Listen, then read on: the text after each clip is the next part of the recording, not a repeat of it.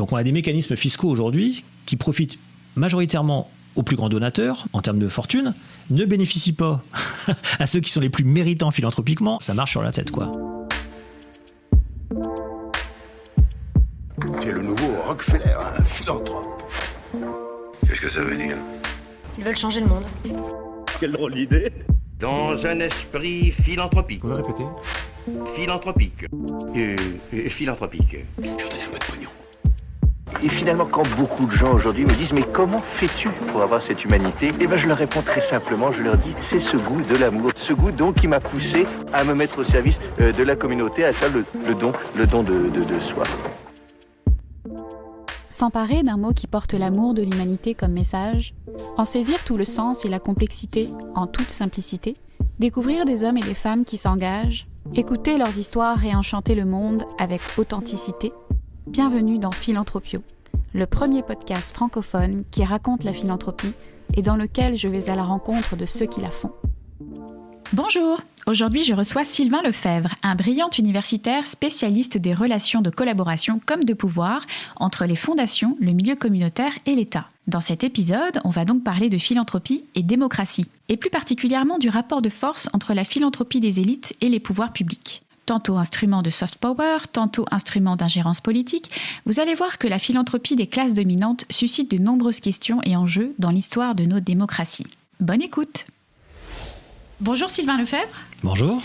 Merci d'avoir accepté mon invitation à parler du lien entre philanthropie et démocratie. Alors tu es docteur en sciences politiques, professeur à l'ESG UQAM et à l'Institut des sciences de l'environnement de l'UQAM. Tu es également le directeur du CRISE, qui est le Centre de recherche sur les innovations sociales, le coprésident du TIES, le territoire innovant en économie sociale et solidaire, et un membre actif du PhiLab, qui est le réseau canadien de recherche partenariale sur la philanthropie. Tes travaux de recherche portent notamment sur la philanthropie, le rôle des fondations, leur rapport à l'État, au marché et aux organismes communautaires. Et tu as publié en 2021 Philanthrope en démocratie aux presses universitaires de France avec Anne Monnier, qui est chercheuse à la chaire philanthropie de l'ESSEC, ouvrage dont on va longuement parler dans cet épisode. Alors, première question, dans quelle mesure la philanthropie constitue un enjeu démocratique et collectif, pour reprendre tes mots?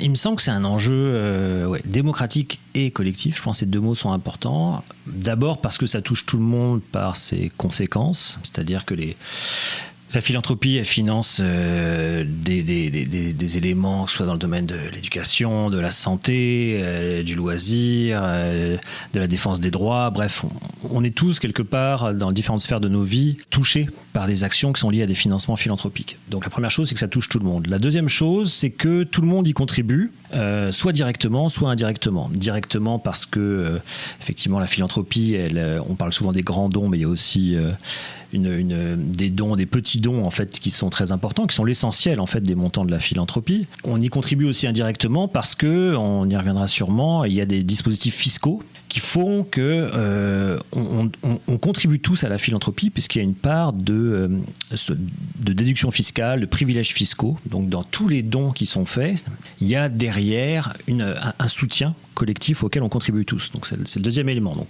on est tous touchés, on y contribue tous. Et la troisième chose, c'est que la philanthropie, là, c'est par sa nature, c'est-à-dire comme type de lien social. C'est-à-dire que la philanthropie, c'est, oui, on peut dire, si on le rabat vraiment à un niveau très matériel, on peut dire c'est de la circulation de dons, de ressources matérielles. Des fois, on ajoute aussi du temps.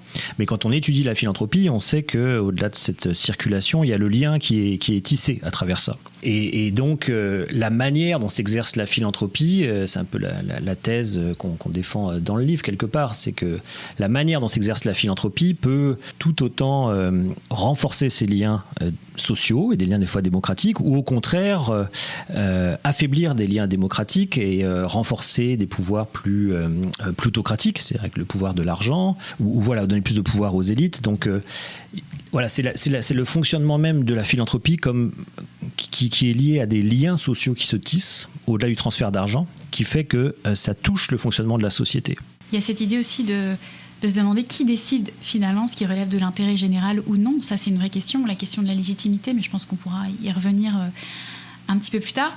Ces derniers temps, on assiste à une remise en cause de plus en plus forte des rapports de pouvoir entre la philanthropie des élites et l'action des pouvoirs publics en matière d'intérêt général.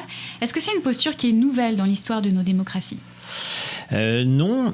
Alors, quand on s'intéresse à l'histoire un peu classique de la philanthropie, c'est souvent assez réducteur parce que l'histoire qui a été écrite, c'est d'abord celle des États-Unis, de la philanthropie américaine, mais en tout cas, elle est bien écrite, donc déjà, c'est intéressant. Il y a le bouquin, par exemple, d'Olivier Zins qui raconte cette histoire de la philanthropie en Amérique, qui explique bien, en fait, au début du XXe siècle, la dureté des luttes autour de la philanthropie.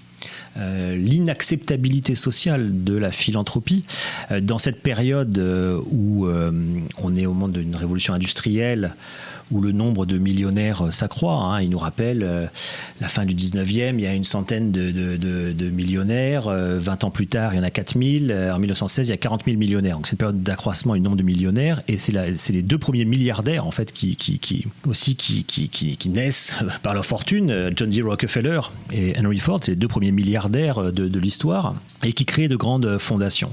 Et ce qui est intéressant, c'est que quand il nous raconte, Olivier Zins, cette histoire, il nous rappelle toutes les oppositions très fortes, extrêmement dures. Alors, autant de la part des récipiendaires de la philanthropie, par exemple ici en Amérique du Nord, donc aux États-Unis et aussi au Canada, il y avait Carnegie comme ça qui voulait financer tout un tas de bibliothèques, construction de bibliothèques.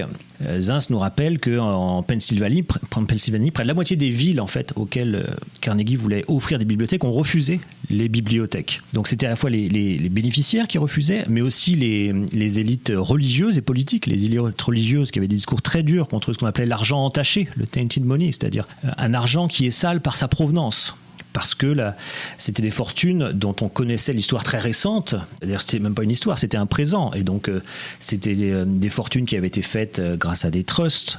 Il y avait des luttes légales aux États-Unis pour démanteler ces trusts, avec aussi une exploitation très forte des ouvriers, des tueries, des massacres contre les ouvriers qui voulaient se syndiquer. Donc bref, il y avait des contestations des élites religieuses contre ce qu'ils appelaient l'argent entaché et qui appelaient à refuser cet argent entaché, et des élites politiques aussi. Il faut se souvenir, par exemple, une des premières fondations, Fondation Rockefeller, en fait, le pouvoir politique va refuser son incorporation aux États-Unis dans un premier temps, en disant, je cite, c'est dans le bouquin d'Olivier Zins, on parle d'une machination destinée à perpétuer une énorme fortune absolument contraire à l'intérêt public. Donc on refuse de créer une fondation parce qu'on dit c'est un pouvoir économique déjà tellement grand que si on laisse se créer la fondation, ça crée un pouvoir politique. Ça transforme un pouvoir économique en pouvoir politique, et on est dans un système qui se veut démocratique, et là ça devient un système plutocratique. Bon, pour plein de raisons, plus tard la fondation va être finalement va naître, mais vous voyez, il y a des périodes où il y a des oppositions extrêmement dures.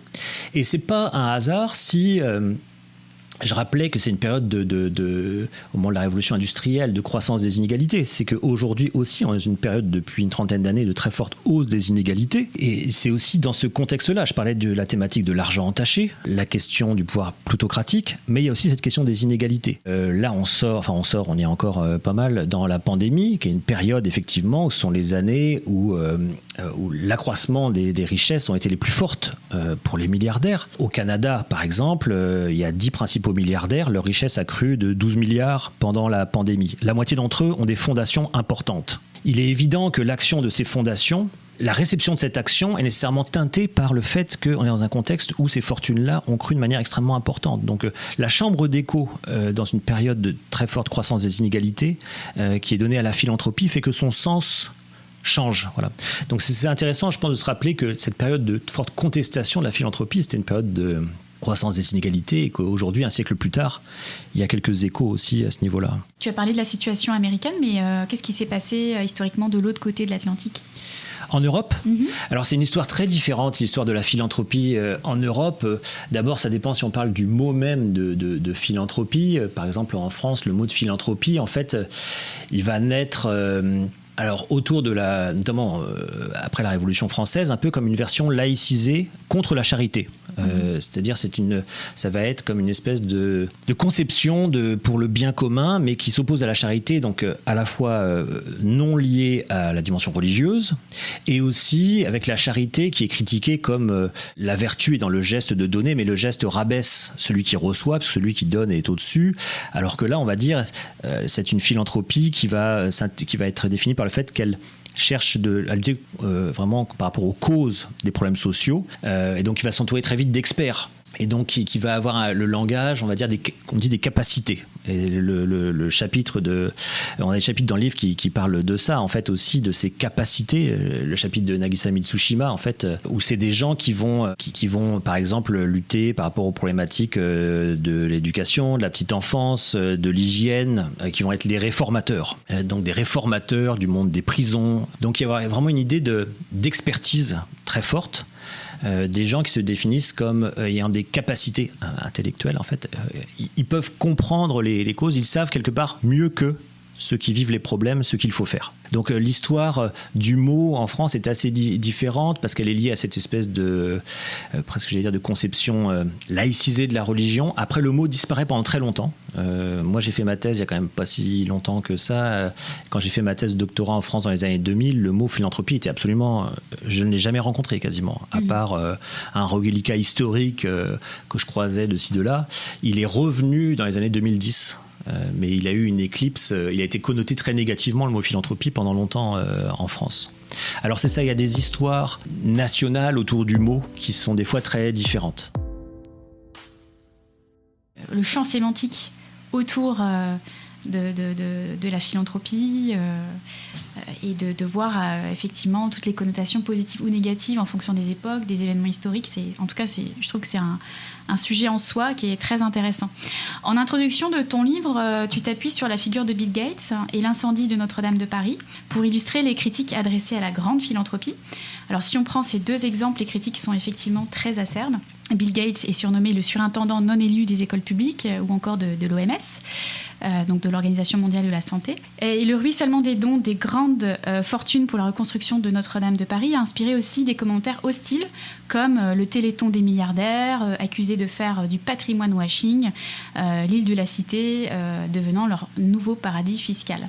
Donc on voit bien que dans les médias, la philanthropie oligarchique l'emporte sur la philanthropie de masse, qui est clairement sous-représentée.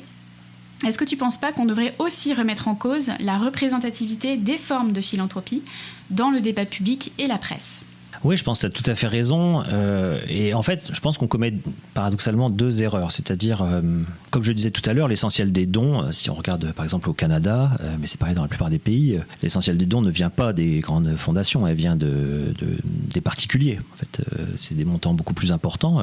Donc on devrait davantage parler de ce qu'on appelle qu'Olivier Zin s'appelle la philanthropie de masse, par rapport à la philanthropie des élites. Ceci dit, si on s'intéresse à qui donne dans la philanthropie de masse, en fait, il y a une concentration extrême des dons du côté des grands donateurs. Moi, j'avais repris les données de l'Agence du revenu, ces données publiques au Canada, et c'était vraiment, on voit, donc à la fois, si on prend qui donne, il y a une concentration très importante, et qui donne, c'est les foyers les plus riches. Hein. J'avais pris les chiffres, la dernière grande enquête, c'était en, je ne vais pas dire de bêtises, il y a une dizaine d'années. Et c'était près de 66% en fait qui étaient donnés par les foyers les plus riches, donc les 10% les plus riches. Donc l'essentiel des dons en fait est très concentré.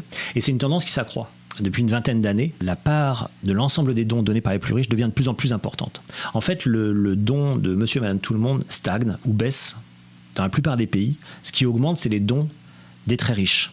Donc c'est pour ça que je dis qu'on a un peu on commet une double erreur. C'est-à-dire quand on parle de la philanthropie, on parle des grandes fondations. En fait, il faudrait parler des dons de la philanthropie de masse. Mais au sein de la philanthropie de masse, en fait, il y a une très forte concentration des dons. Du côté des fondations aussi, il y a un effet un peu trompe-l'œil. C'est-à-dire qu'on va beaucoup s'intéresser à la fondation Gates ou aux grandes fondations qu'on connaît. Par exemple, au Québec, on va penser à la fondation Lucie et André Chagnon, aux fondations qui sont aux fondations Saputo, donc les plus gros montants. Alors que si on regarde la population, moi je m'étais intéressé à la population des fondations au Canada. Sur 10 000 fondations, en fait, la plupart des fondations, c'est des tout petits montants. Elles n'ont pas de salariés, la plupart, donc pas de salariés, donc c'est juste des bénévoles. Les fondations familiales, c'est un CA avec des gens de la famille qui se réunissent ensemble pour, par exemple, une fondation familiale qui se crée autour de la mémoire d'un enfant qui a été disparu en lien avec un accident ou une maladie rare ou une famille qui décide de créer quelque chose. Mais c'est des petits montants en fait à la mémoire d'eux, puis qui contribuent par rapport à cette maladie. Bon, ils vont se réunir une fois ou deux par an pour dire qu'est-ce qu'on soutient cette année. Ou beaucoup de fondations sont en fait les fondations du club de soccer, de l'équipe de l'école de nos enfants. Donc l'essentiel des fondations en fait c'est des toutes petites fondations qui n'ont pas de salariés. Donc tous les discours où on se dit les fondations c'est des grosses équipes, elles vont imposer leur pouvoir aux organismes financés, elles ont une vision très claire de ce qu'elles veulent, elles sont capables d'évaluer les choses. Enfin, tout le discours sur le philanthrocapitalisme, par exemple, faut avoir les moyens du philanthrocapitalisme, d'avoir une vision stratégique, une théorie du changement, d'évaluer précisément, de mettre en concurrence les groupes en calculant ce que donne leur impact. Bon, la plupart des fondations n'ont absolument pas ces moyens-là, n'ont même jamais entendu parler de ces trucs-là. En termes de population, l'essentiel des fondations, en fait, sont des toutes petites fondations. Par contre, si on regarde les montants, l'argent détenu, oui, il y a une très forte concentration. C'est pas compliqué. Il y a environ 10 000 fondations au Canada qui ont un actif qui avoisine à peu près les 100 milliards si on prend leur capital. Hein. Je parle pas de leurs dons, je parle de leur capital. Là-dessus, la première plus grosse fondation, c'est la fondation Mastercard. Elle a aujourd'hui un capital de plus de 30 milliards. À elle toute seule, c'est 30 milliards. Les 10 000 autres ont donc 70 milliards. Et la deuxième fondation, la fondation Chagnon, est entre 2 et 3 milliards. Enfin, c'est pas du tout le même ordre. Et après, ça tombe. Donc c'est compliqué de caractériser le champ de la philanthropie parce qu'il y a cette philanthropie de masse, mais où il ne faut pas penser que c'est monsieur et madame tout le monde. En fait, il y a une très forte concentration là-dedans. Et il y a le monde des fondations qui, si on regarde l'ensemble des fondations, il y a des types de fondations complètement différentes et l'essentiel sont toutes petites. Mais il y a quelques grosses, effectivement, qui cumulent l'essentiel des montants. Voilà. Et qui donnent le ton. Et effectivement, c'est elles qu'on a tendance à avoir en tête quand on pense au monde de la philanthropie. C'est à la fois vrai et à la fois une erreur. Ouais. Et dans le livre, tu mentionnes également que la philanthropie populaire est privée d'une voie politique. Bah, tout à fait. Et là, des deux côtés. C'est-à-dire que dans le domaine moi, j'ai travaillé sur la collecte quand j'étais jeune, quand j'ai fait ma thèse de doctorat, je m'intéressais à la collecte de fonds des ONG. Bon, on voit bien le poids de mesure qui est fait entre la masse des petits donateurs qui sont traités, entre guillemets, avec les outils du marketing direct. Ils existent à travers un fichier Excel où l'équivalent, ils sont une case et puis on sait qu'il faut leur envoyer un message automatisé 2 fois par an. Bon, voilà, ils ont le même message tous. Et puis de l'autre côté, il y a les grands donateurs, très grands donateurs qu'on cajole, des fois qu'on cultive, et c'est le terme américain, on cultive des donateurs, parfois pendant des années et des années. On les invite à venir découvrir ce que fait l'association ou l'ONG. Des fois, on les invite à l'étranger, même pour les ONG humanitaires ou les ONG de développement. On les invite à venir regarder concrètement ce que fait l'organisation. Et s'il faut leur parler 3 ans, 4 ans, 5 ans, s'intéresser, apprendre à les connaître, qu'est-ce qui va les toucher, quelle forme pourrait prendre leur don, est-ce qu'on peut même imaginer un legs testamentaire, souvent qui représente énormément d'argent, mais là sur une perspective de 5-10 ans. Bon. Et donc on voit bien que dans une même organisation, l'attention qui est donnée à des petits donateurs et à des grands donateurs est complètement différente, et y compris le grand donateur, quand il commence à devenir assistant, puis à dire moi j'aimerais financer telle chose à tel endroit. Bon, la première ou deuxième fois on peut essayer de lui dire non, la mission générale c'est important, mais en même temps on veut pas le perdre, et puis il est sollicité lui-même par 3 ou 4 organismes, donc on se dit ce serait bien, peut-être sa cause là c'était pas exactement ce qu'on avait nous en tête, mais il faudrait peut-être lui faire une part. Donc oui, les grands donateurs ont plus de poids, ce qui est un problème. Et du côté des fondations, le fait qu'elles n'aient pas de voix, alors c'est très ambigu, c'est-à-dire que pendant longtemps, en tout cas au Canada c'était très clair, les fondations étaient un peu chacune dans leur couloir, c'est-à-dire qu'elles avaient leur œuvre, les organismes qu'elles finançaient, et puis elles avaient très peu de liens les unes avec les autres. Depuis quelques années, elles commencent à travailler ensemble, des fois à financer ensemble des projets, mais plus que ça, à se concevoir comme des acteurs publics parmi d'autres dans le champ de l'action publique. C'est-à-dire qu'il y a les syndicats et les ONG. Comme fondation, on peut se concevoir aussi comme un type d'acteur. Et donc, oui, on existe parce qu'on finance des œuvres de bienfaisance, mais aussi on a une responsabilité, on doit rendre des comptes, on peut prendre parole. Et il y a maintenant quelques années, des fondations au Québec, par exemple, au moment de l'austérité budgétaire menée par le gouvernement libéral, des fondations se sont unies pour prendre parole dans un journal, faire une tribune et dire nous, fondation, nous prenons la parole pour... elle ne disait pas comme ça, elle le disait avec des gants blancs philanthropiques. Donc elle ne dénonçait pas ce que faisait le gouvernement, mais elle, en gros, sur le fond, c'est ce qu'elle faisait. Elle disait ce que fait le gouvernement est en train de creuser les inégalités de manière très importante. Et donc elles ont formé un collectif des fondations québécoises contre les inégalités. Et là, c'était une des premières fois qu'elle prenait la parole comme sujet, et y compris être interpellé, avoir un porte-parole, être interpellé dans les médias. Et ça change complètement la donne, en fait. Parce que là, tout d'un coup, ça devient des acteurs qui, oui, ont des prérogatives, mais aussi qu'on peut interpeller. Alors, je dirais que là-dessus, c'est en train de changer. Les fondations elles-mêmes, pour certaines, commencent à assumer leur rôle dans le débat public. Mais c'est vraiment le tout début. Elles y mettent un demi-doigt de pied. Tu en appelles à une démocratisation de la pratique philanthropique pour que chacun y voit au chapitre. Mais concrètement, comment on fait pour y parvenir ? Moi, ça me fait penser un peu au sujet de la démocratisation culturelle, par exemple. Tu vois, c'est un peu un vœu pieux. Je ferai un peu ce parallèle-là avec la démocratisation de la pratique philanthropique. Ouais. Concrètement, ce serait quoi des pistes de développement ? Soit je le prends par le bas, c'est-à-dire les techniques vraiment dans les fondations pour comment avoir un fonctionnement plus démocratique, soit on le prend par le haut au niveau du grand débat. Je vais commencer par le haut, là, le grand débat. Puis il y a un lien avec ce qu'on vient de dire juste avant, sur la manière dont les fondations se conçoivent. Entre se concevoir comme je distribue de l'argent, c'est mon argent. Parfois j'ai mes causes, parfois même j'ai mes pauvres. Des fois c'est vraiment, quand on discute avec eux, c'est un peu... Des fois ça s'incarne un peu comme ça, quoi. Moi j'ai connu aussi, tu ne parles pas à mes employés. Bien sûr. Donc une espèce de patrimonialisation extrême. Et parfois, ceux qui disent ça sont ceux qui apportent le capital, mais des fois, c'est pas ceux qui apportent le capital, mais ils travaillent dans la fondation, mais une sorte de patrimonialisation qui fait que... Voilà. Je pense encore aujourd'hui majoritaire dans la philanthropie, une conception comme ça à la fois privée, arbitraire, individuelle de la philanthropie. C'est-à-dire c'est mon capital, c'est mes choix, je finance mes œuvres, voilà. Mais il y a aussi une autre conception, et parfois même dans une même organisation, dans une même fondation, des fois les deux conceptions cohabitent plus ou moins facilement, qui est de considérer au contraire que le capital philanthropique est un capital par définition collectif, commun, à la fois du point de vue de par constitution, au niveau de sa légitimité et de sa volonté d'efficacité. Par légitimité parce qu'il y a une contribution fiscale qui fait que ce n'est jamais que de l'argent privé. Il y a toujours de l'argent public engagé dans la philanthropie. Donc, il y a une nécessité de considérer ça aussi comme une sorte de...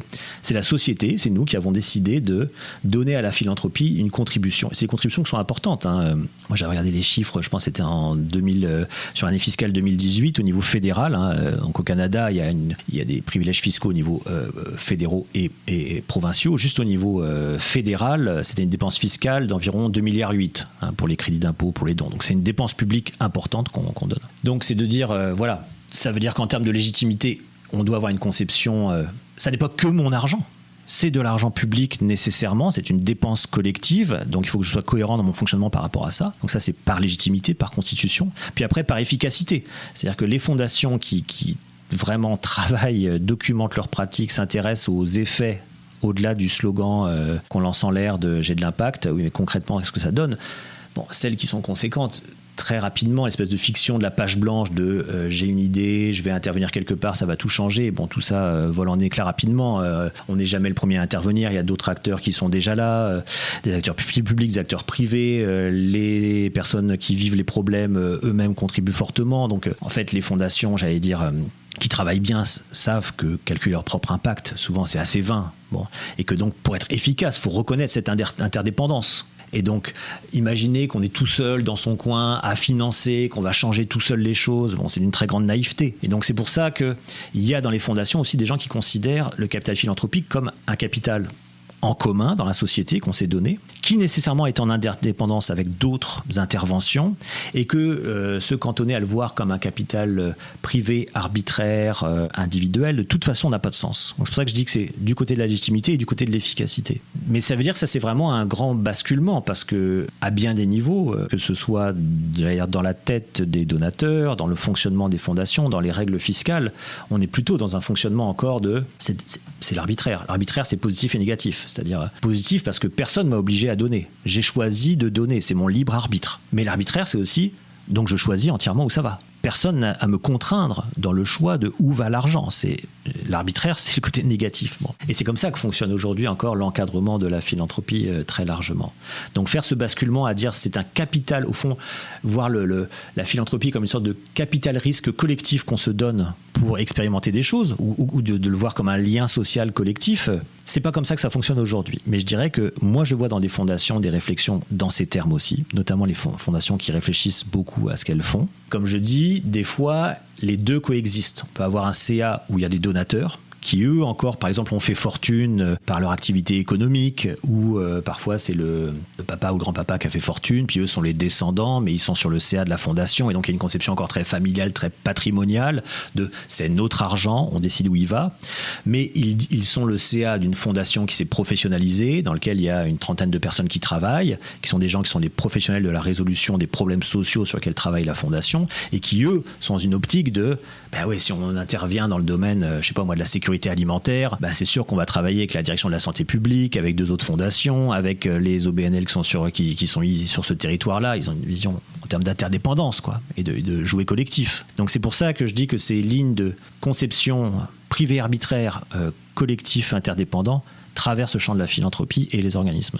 Donc ça, c'est si on est au niveau du grand débat collectif. Si on va par le bas, démocratiser la philanthropie, effectivement, il y a des fonctionnements démocratiques très opposés. Et il y a une pratique philanthropique qui renforce le pouvoir des donateurs. C'est-à-dire non seulement ils ont de l'argent, mais en plus c'est eux qui ont la décision, et la manière dont ils donnent écrase ceux qui reçoivent, qui ne sont même pas capables de savoir ce qui est bon pour eux. Bon, c'est le côté je sais mieux que les gens ce dont ils ont besoin. Et puis il y a des fonctionnements dans les fondations aussi, à l'inverse, qui reconnaissent que l'expertise, au fond, c'est pas la fondation qui l'a, c'est les gens qui vivent les situations ou les organismes qui luttent depuis très longtemps sur ces problématiques-là.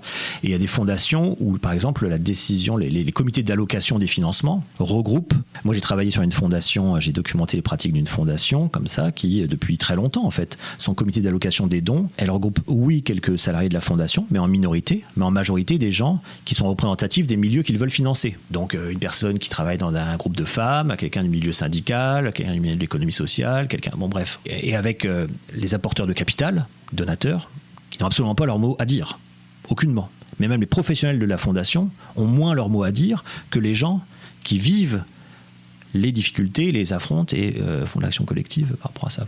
Donc effectivement, là, on est dans une forme de démocratisation de la pratique philanthropique. Vous voyez, c'est un continuum entre le côté, non seulement j'ai l'argent, mais en plus je sais, et je sais mieux qu'eux, même sans avoir moi jamais vécu ce que c'est que la grande pauvreté ou la sécurité alimentaire, ou etc. Mais je sais mieux qu'eux, parce que j'ai fait fortune dans les pâtés papier ou dans la pneumatique. J'ai une compétence, il y a un terme, l'hyperagency, de Paul Serviche, qui est un sociologue, qui parle de ça, c'est-à-dire l'espèce d'hyper sentiment de compétence qu'on a réussi dans un domaine, et donc on pense qu'on peut réussir dans n'importe quel domaine, une espèce de transfert comme ça, j'ai été très bon dans la sphère marchande, j'ai accumulé un capital, donc je suis capable de résoudre des problèmes sociaux, alors que je n'y connais rien. Donc il y a ça, et puis à l'autre extrémité, il y a effectivement, moi j'ai travaillé aussi sur des courants de la philanthropie alternative qui regroupent ce que j'ai appelé des héritiers rebelles, et avec des gens qui, pour le coup, ont créé des fondations dans lesquelles eux-mêmes n'ont pas de pouvoir, et donnent l'entièreté du pouvoir décisionnel aux populations qui vivent les problèmes.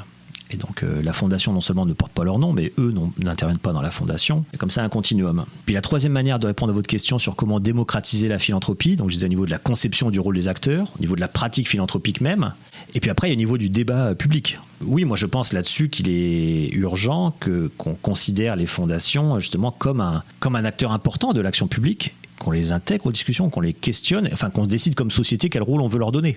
Et moi, je peux vous dire qu'à beaucoup que ce soit dans des ministères, dans des municipalités, c'est très difficile d'avoir ce débat-là. Parce qu'on est très content d'un côté d'avoir l'argent des fondations, quand ils donnent de l'argent, mais de l'autre, on veut surtout pas les inviter à la table parce que c'est de l'argent privé, on veut pas reconnaître leur existence politique, quelque part. Donc on est dans une espèce d'entre-deux. Mais on veut pas en parler non plus parce qu'on veut pas fâcher. Donc on est content d'accepter l'argent, on veut pas reconnaître leur place. Et tout ça, à mon avis, crée beaucoup de malentendus, de frictions, et notamment de situations inconfortables, notamment pour le milieu communautaire, qui se retrouve entre les deux. c'est-à-dire lui-même qui se retrouve financé par des organismes, les fondations, et par les pouvoirs publics, il faut par les deux en même temps, et en se disant mais qui décide quoi, à qui je rendais compte, comment. Donc la place des fondations et de la philanthropie là-dedans n'est pas claire du tout. Et dans la mesure où on y contribue tous, où elle nous touche tous, et où elle fait partie de notre vie, comme je disais, moi je pense que oui, il faut en faire un débat de société de manière importante, et dans les termes que j'indique. Bon, là-dessus, là aussi, on avance, mais très doucement. Si je résume tout ce que tu viens de dire, il y a une question d'ego, d'humilité et de relations partenariales public-privé. En gros, si je dois un petit peu synthétiser ça en 3 phrases, tout ce que tu viens de nous dire, qui est une réponse très riche et très complète d'ailleurs. Merci beaucoup, super intéressant. On va rebondir sur cette question de l'arbitraire. Puisque l'action publique est indissociable du support des acteurs privés dans la gestion du bien commun, et puisque le don doit demeurer libre et arbitraire, est-ce qu'il n'est pas temps que les pouvoirs publics se penchent davantage sur l'étude de l'allocation des dons, encouragés fiscalement, mais secteur par secteur ? Et en France, d'ailleurs, la Cour des comptes émet l'idée d'appliquer des taux variables selon le type d'organisme bénéficiaire. Oui, alors en France, en fait, c'est déjà en partie le cas, puisque depuis l'amendement Coluche, il y a des types de dons qui bénéficient d'une super déduction fiscale, on va dire. Quand on disait quand c'était pour des biens de première nécessité, etc. Enfin, c'était par rapport au mouvement des Restos du Cœur. Donc déjà, c'était le cas. En fait, il y a déjà aussi un encadrement qui existe légal. Au Canada, par exemple, pour être un organisme de bienfaisance, pour s'enregistrer auprès de l'Agence du revenu, et donc de bénéficier des privilèges fiscaux. Donc, en gros, devenir organisme de bienfaisance, c'est autant pour les fondations que pour ce qu'on appelle les œuvres de bienfaisance, donc un organisme communautaire. Bon, il faut se qualifier, et là on dépend de la loi de l'impôt sur le revenu, et on doit avoir des fins de bienfaisance. Alors les fins de bienfaisance au Canada, c'est une très vieille loi qui dit c'est le soulagement de la pauvreté, c'est l'avancement de l'éducation, l'avancement de la religion et autres fins utiles à la collectivité que la loi considère comme des fins de bienfaisance. Donc la 4e catégorie, c'est... Ça se termine un peu en queue de poisson. Ouais, c'est un peu passez-nous voir. Ouais. On verra ce qu'on peut faire. Voilà.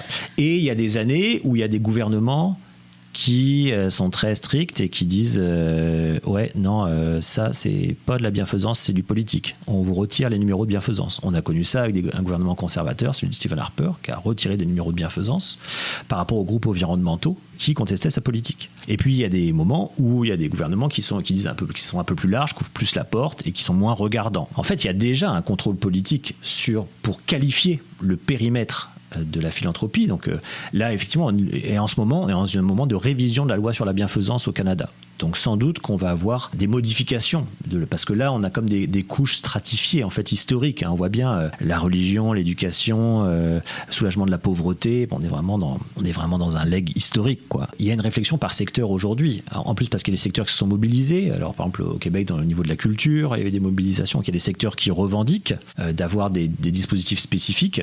Au Québec, on l'a eu dans le domaine du sport, dans le domaine de la culture, avec la mise en place de mécanismes d'appariement. Donc, c'est-à-dire pour avoir du financement public, il faut chercher du financement privé avant, puis on a droit à des bonifications. Donc cette réflexion, elle est en cours en termes de secteur, tout à fait. Et on pense que ça va bouger avec toute la question en ce moment sur la loi sur la bienfaisance. Oui, elle est sur le type de secteur, mais elle est aussi sur le type d'acteur. C'est-à-dire, traditionnellement, on finançait le non-profit. Par exemple, au Québec, le secteur de l'économie sociale, c'est très important. Le secteur de l'économie sociale ne se qualifie pas pour la bienfaisance. Par exemple, les fondations ne pouvaient pas financer, imaginons, des coops ou des... Bon, ça fait longtemps que c'est une revendication du milieu de dire, nous, on est une coop d'intégration par le travail de personnes handicapées ou en marge de situation de l'emploi. On est totalement avec des fins de bienfaisance. L'activité économique n'est qu'un moyen de la mission sociale, donc on voudrait être qualifié. Donc... Mais de l'autre côté, est-ce que ça veut dire qu'une entreprise privée qui dit oui, on fait des très très gros bénéfices, mais derrière il y a une idée de changer la société pour des bonnes raisons. Enfin, on peut vendre des pots de yaourt en disant que c'est pour changer l'estime de soi des gens par la publicité. Donc la question du périmètre de qui va être accepté comme pouvant recevoir des dons et être organisme de bienfaisance, c'est un très vif débat. Et autour de la notion de la frontière, un peu l'espèce de frontière de la lucrativité, de la non-lucrativité jusqu'ici, qui était un peu une ligne rouge. Aujourd'hui avec l'entrepreneuriat social, etc. Donc cette réflexion par secteur, elle est en train de se faire. Je pense qu'elle est nécessaire. Comme je disais, c'est une très grosse dépense publique. Puis vous parliez de la Cour des comptes. En France, la Cour des comptes a fait des rapports très stricts sur l'augmentation très importante de la dépense publique par rapport au crédit d'impôt. Au Canada, c'est une dépense aussi en augmentation de manière importante. Et je vous ramène à ce que je disais au début, c'est-à-dire que dans l'augmentation des dons de monsieur et madame tout le monde, c'est pas n'importe qui donne. Et de plus en plus, c'est les très grands donateurs qui donnent. Donc l'augmentation de cette dépense publique profite ultra majoritairement aux ménages les plus riches, alors qu'elle est inscrite comme dépense sociale. Donc on voit bien comme mécanisme, et même à l'autre bout du spectre, ceux qui sont les ménages les moins fortunés, en fait quand on compare en termes d'efforts philanthropiques, donnent plus que les plus riches, c'est-à-dire par rapport à leurs revenus à eux, la part qu'ils consacrent aux dons est plus importante que les plus riches, mais eux ne bénéficient pas des privilèges fiscaux, puisque pour en bénéficier, il faut payer l'impôt sur le revenu. Donc on a des mécanismes fiscaux aujourd'hui qui profitent majoritairement aux plus grands donateurs, en termes de fortune, ne bénéficient pas à ceux qui sont les plus méritants philanthropiquement et qui sont les plus pauvres. Ouais. Ça marche sur la tête, quoi. Ouais, ça on en a parlé avec mon invité Charles Sélène dans un podcast précédent. J'aimerais à présent qu'on parle de la contribution très intéressante de Nagisa Mitsushima, qui nous amène à considérer la philanthropie comme un espace politique et une alternative à la scène électorale en France, entre 1815 et 1848, donc avant l'avènement du suffrage universel. Donc avant d'être un instrument de soft power, la philanthropie a donc été un instrument de rivalité entre les élites.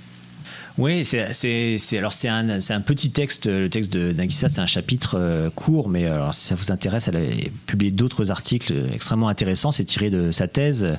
C'est une thèse à la fois sociologique et historique, celle de Nagisa. Donc elle s'intéresse à un moment particulier en France, au moment du suffrage censitaire. C'est-à-dire qu'il faut payer de l'argent pour à la fois pour voter et être élu. Et ce moment censitaire, il change les règles d'accès au champ politique. Et elle s'intéresse à des philanthropes dans cette période, alors 1815-1848 là en France, qui sont marginalisés par le suffrage censitaire. C'est-à-dire que pour plein de raisons, en fait, ils sont un peu les perdants de cette réforme de mode de scrutin. Ils n'ont pas les réseaux sociaux pour être élus, pas assez de grande fortune pour participer. Bon. Ils sont un peu mis de côté. Et c'est des gens, typiquement, qui sont dans le monde du savoir et de l'action. Alors, ce qu'on appelle dans le monde eux se définissent comme le monde de la capacité.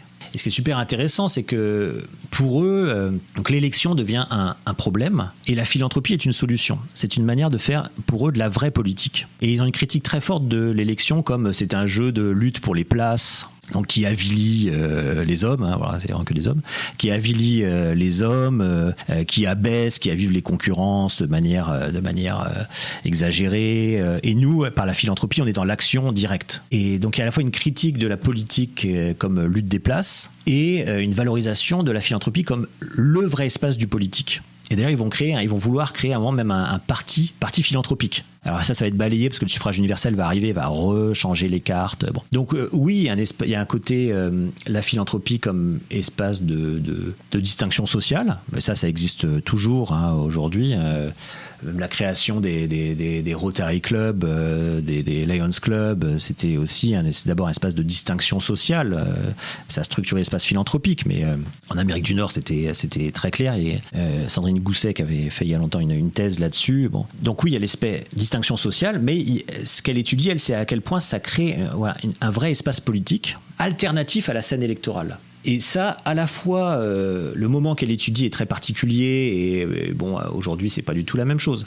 N'empêche qu'il y a parfois aussi ce discours-là dans l'espace philanthropique. Comme c'est là que se fait qu'on change vraiment les choses. Qu'on est dans l'action, dans la vraie action, alors que la politique est une perte de temps, c'est une course de petits chevaux absurde. Et donc, il y a cette mise en scène de la capacité contre l'élection. Et c'est la politique en action contre la guerre des places. Et donc, c'est intéressant parce que le moment qu'elle étudie, c'est comme ça met en exergue de manière presque caricaturale cette conception-là de la philanthropie. Mais on la retrouve encore un peu aujourd'hui. Ouais. Je vais faire du pouce là-dessus. Justement, aujourd'hui, alors qu'on a tous le droit de vote, on assiste à une forme de désillusion des citoyens quant à leur emprise en fait, sur les décisions politiques. Il y a un lien entre la population et les institutions qui s'est considérablement distendu.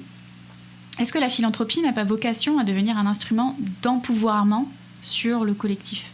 Le terme de vocation, je ne sais pas si elle a une vocation. Moi, je suis pas sûr que la philanthropie, elle ait une nature en soi. Comme je disais, je pense qu'il y a des manières d'exercer la philanthropie qui peuvent autant renforcer la démocratie et les liens sociaux, comme au contraire renforcer les tendances élitistes ou oligarchiques et distendre les liens sociaux. Donc voilà, je pense plutôt que c'est la manière de l'exercer.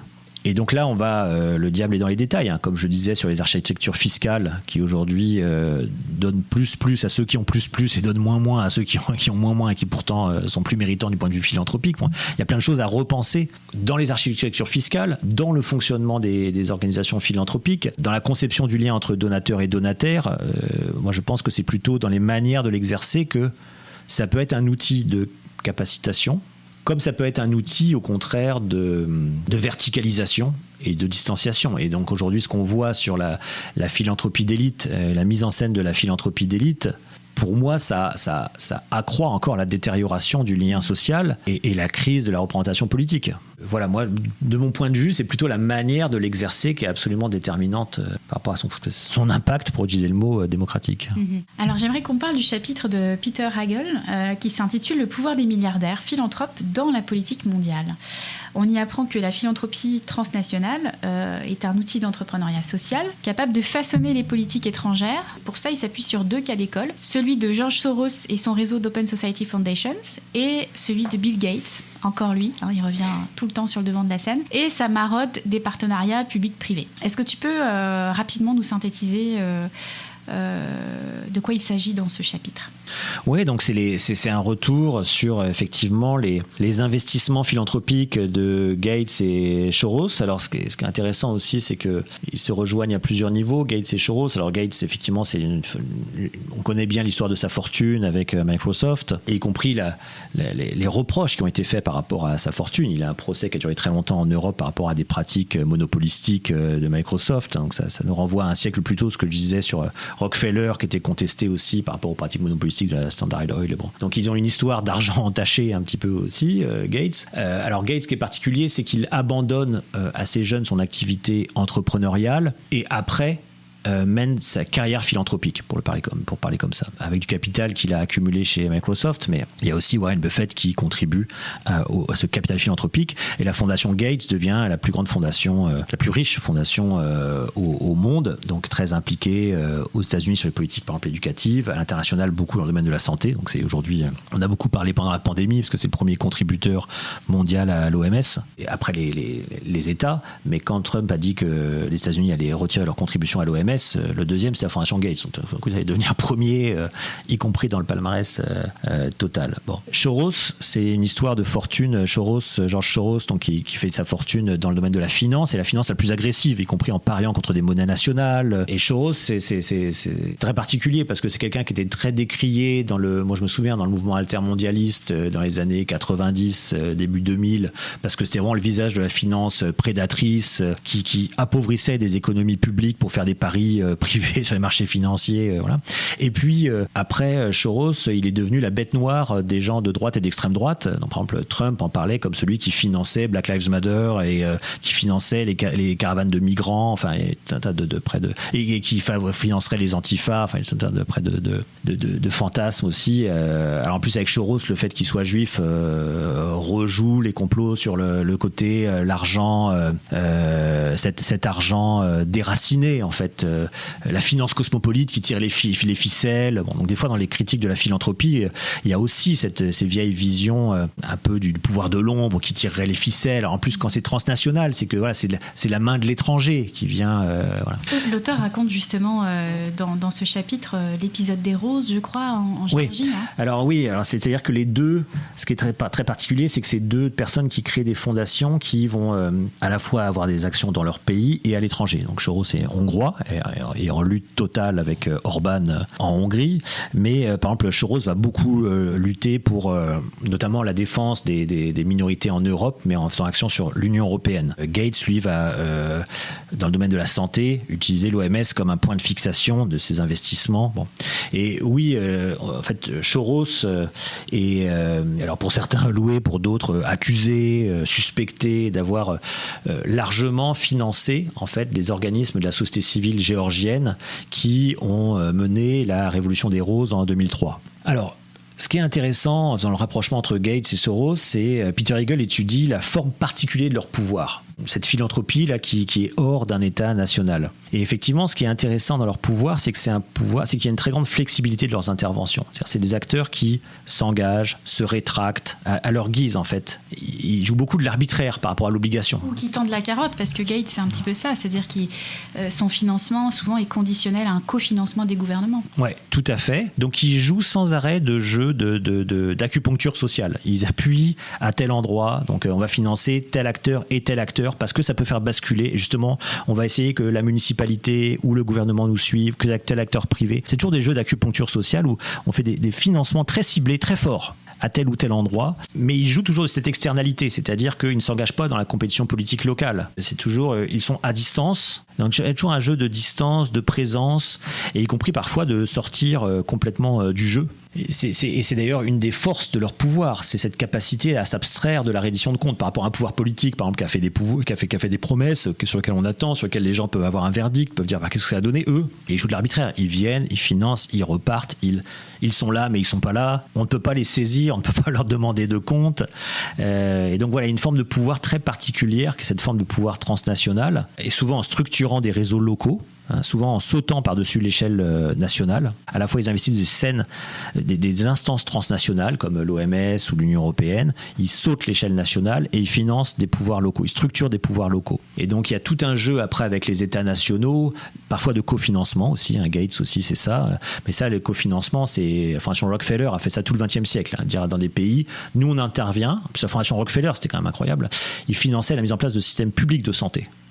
Il disait on aide à créer des hôpitaux, on aide à créer un service public de santé.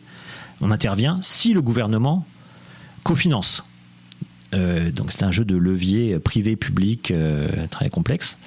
Et donc effectivement, ces fondations-là font ça aussi. Et alors le point le plus étonnant de cette histoire de philanthropie transnationale, c'est que Gates et Soros, qu'on peut voir comme vraiment le pouvoir d'individus, derrière eux il y a des fondations, il y a des bureaucraties philanthropiques, l'Open Society de Soros, la Fondation Gates, il y a du monde qui bosse là-dedans.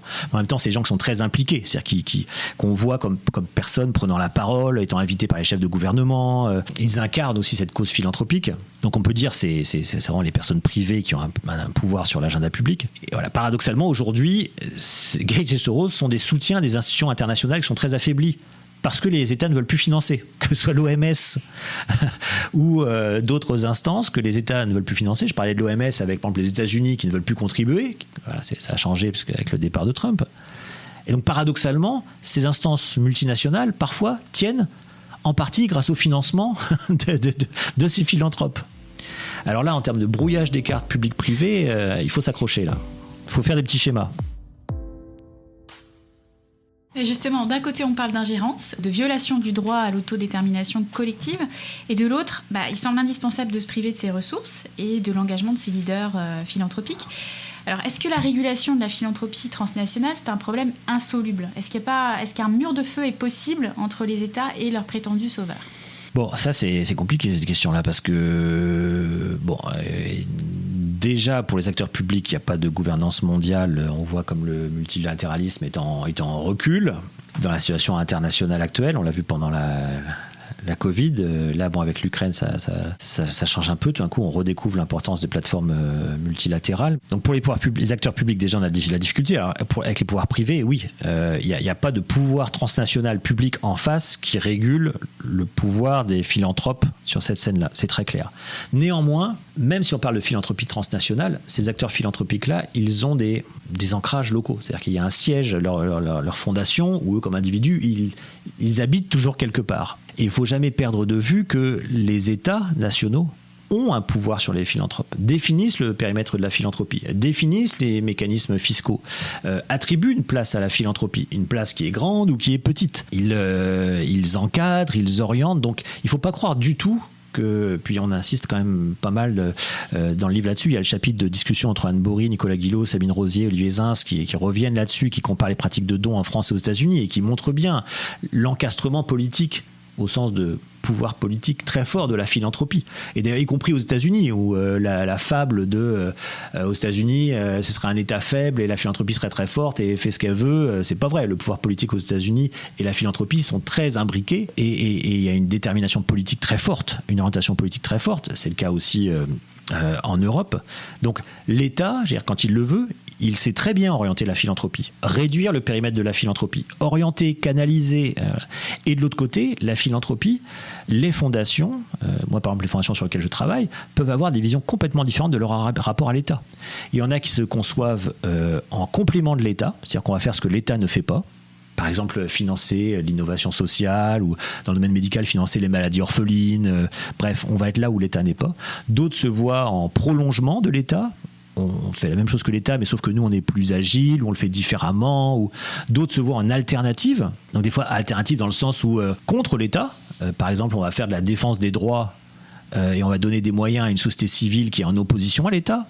Donc les conceptions des fondations dans leur rapport à l'État, là aussi, sont très diverses. Il ne faut pas imaginer qu'il y a une homogénéité dans les rapports des fondations à l'État. Je crois qu'en 1 heure de temps, là, on a vu la complexité de la philanthropie à travers ton intervention, très, très riche, encore une fois. Est-ce que tu as envie de conclure par quelque chose d'un peu plus léger ? Est-ce que tu as envie de conclure par un dernier message à nos auditeurs ? C'est un petit livre de moins de 100 pages, ça se lit bien. Non, c'est un livre qui est écrit de manière...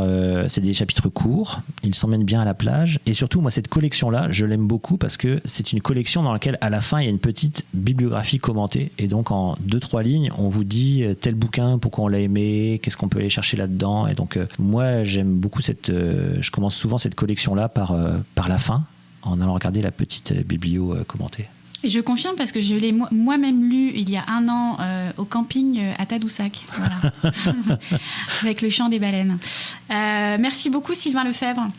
Merci beaucoup pour l'invitation, ça fait plaisir. Merci beaucoup d'avoir écouté Philanthropio. Vous avez aimé l'émission ? Dites-le moi avec 5 étoiles et des commentaires sur l'application Apple Podcast. Vous pouvez retrouver également tous les épisodes sur philanthropio.com. Si vous souhaitez réagir, écrivez-moi à charlène@philanthropio.com. À bientôt pour dérouler le fil de nouveaux récits.